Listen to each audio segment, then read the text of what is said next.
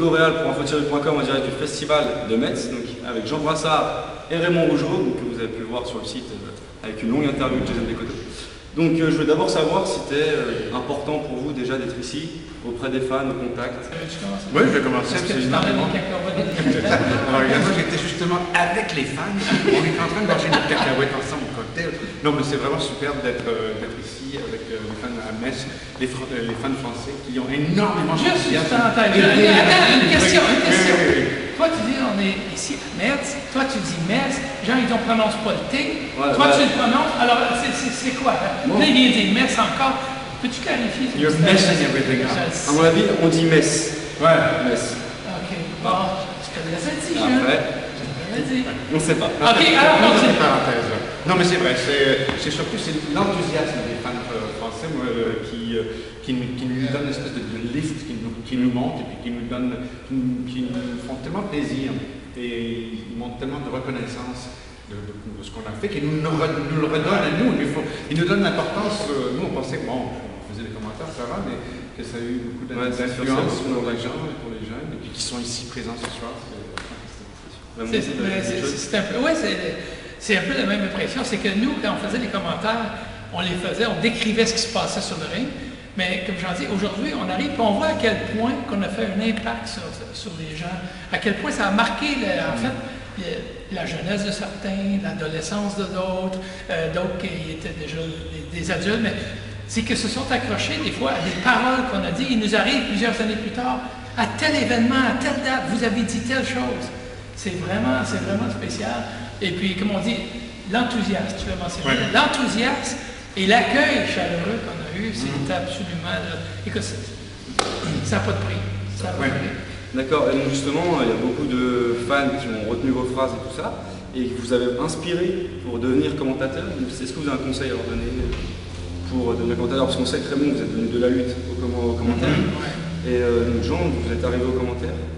Bon, maintenant vous allez à la chanson. Oui, mais moi je suis arrivé parce que je suis acteur comédien au départ. Acteur comédien de ce côté-là, plutôt, et je faisais beaucoup d'impro. D'accord, donc la WWE vous a repéré et tout ça. Et vous avez mis ensemble? Oui, avec Raymond. Non, moi j'ai fait une audition tout simplement. D'accord, et ça a marché. Oui, c'est ça, justement, on cherchait un co-animateur avec moi et il y avait eu des auditions à la WWE. Et puis, il y en avait eu plusieurs, puis Jean s'était démarqué par rapport aux autres. Il y avait une chimie naturelle qui était là. Et fait que mon choix, ça a été Jean, et puis ça a été unanime à travers le comité, c'était Jean. Bon, après coup, on peut dire, je me suis peut-être trompé, mais...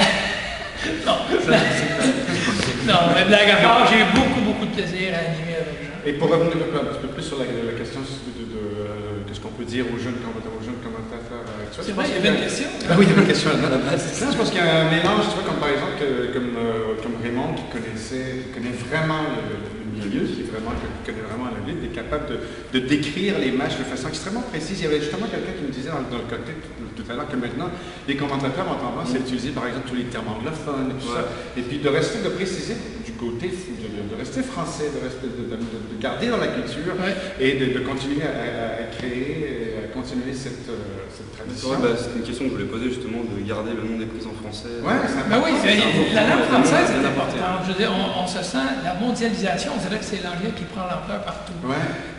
Moi, je suis pour la conservation de la langue française. Et c'est pour ça que j'y tenais à garder les termes français. Alors, fait que pour les commentateurs ou les jeunes lutteurs, c'est que, regardez, soyez fiers d'être francophone et il ne faut pas non plus perdre ça. C'est un héritage qu'on veut laisser et puis il faut préserver la langue française. Alors, c'est peut-être cool de donner les termes anglais, mais par contre, il faut avoir une fierté d'être francophone. Oui, parce que si le catch, c'est pas seulement un sport de divertissement américain, c'est dans la culture, oui, c'est mondial, dans la culture latine, chez les Mexicains, au Japon, en France, dans d'autres endroits. Je pense aussi un élément important qui est, si tu veux, qui était plus de mon côté en tant que commentateur, c'est que, moi, honnêtement, je suis arrivé dans le monde du catch, je ne connaissais pas grand-chose. mais aussi de s'éduquer, de continuer à, tu vois, à vraiment apprendre, à aller chercher l'historique des catcheurs et puis de vraiment commencer à On va travailler de documentation.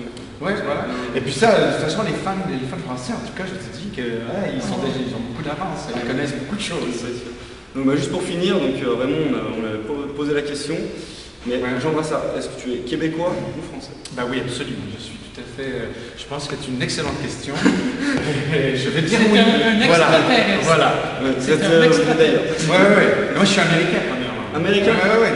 Oui, mais d'origine québécoise. Oui. D'ailleurs, ta famille est encore au Québec. D'accord. Alors, Jean, moi, je vais vous répondre. Il y a la risquerie, là.